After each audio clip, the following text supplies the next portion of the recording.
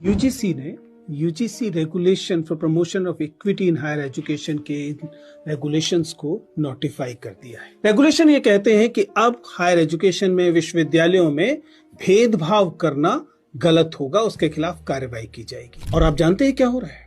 भेदभाव करने के हक के पक्ष में या भेदभाव के खिलाफ आने वाले रेगुलेशंस के खिलाफ लोग प्रतिरोध कर रहे हैं, वे इस पर आपत्ति कर रहे हैं। सच्चाई लेकिन ये है कि ये रेगुलेशंस नई नहीं है। मैं विश्वविद्यालय का शिक्षक हूं, मैं जानता हूं कि 2012 से इस किस्म के रेगुलेशंस हैं और इक्वल अपॉर्चुनिटी सेल पहले से विश्वविद्यालयों में था। पूरी दुनिया के विश्वविद्यालय ये कहते हैं कि विश्वविद्यालयों में इक्विटी होनी चाहिए, वहां पर ऐसे रेगुलेशंस होने चाहिए कि भेदभाव न किया जा सके। सच्चाई ये है कि अब हमारा समाज भेदभाव करने के हक के लिए लड़ने लगा है।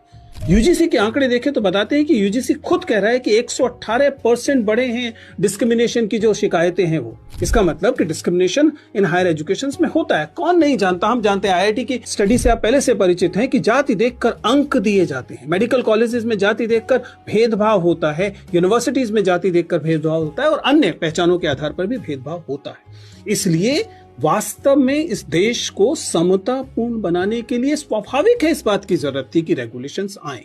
और ये रेगुलेशंस क्या मांग करते हैं? ये रेगुलेशन ये कह रहे हैं कि अगर कभी भेदभाव होता है तो उसके खिलाफ शिकायत करने के लिए एक डेफिनेट कमेटी होगी और उस कमेटी का कंपोजिशन ऐसा होना चाहिए कि वो भेदभाव के खिलाफ वास्तव में जांच कर सके। ऐसा ना हो कि भेदभाव करने वाले समुदाय के लोग ही उस कमेटी में बैठे हुए हों। तो स्वाभाविक है, लोगों का कहना है कि इनका गलत इस्तेमाल हो सकता है, ये मेरिट के खिलाफ है। ये समझना मेरे लिए तो एकदम मुश्किल है कि मेरिट के खिलाफ कैसे हो सकता है। और जहां तक गलत इस्तेमाल की बात है, ध्यान रखिएगा, कोई भी एक्स्ट्रा ऑर्डिनरी लॉ, चाहे वो जेंडर जस्टिस के लिए हो रही हो, चाहे वो दहेज के खिलाफ हो रही हो, चाहे वो दलित उत्पीड़न के खिलाफ हो रही हो, वो एक्स्ट्रा ऑर्डिनरी लॉ होती ही एक्स्ट्रा ऑर्डिनरी इसलिए है क्योंकि अन्यथा जिनके खिलाफ यह भेदभाव हो रहा होता है वे बेहद कमजोर होते हैं।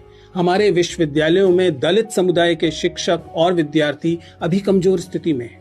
अगर उन्हें अतिरिक्त ताकत नहीं दी जाएगी तो ये भेदभाव लगातार बढ़ते रहेंगे।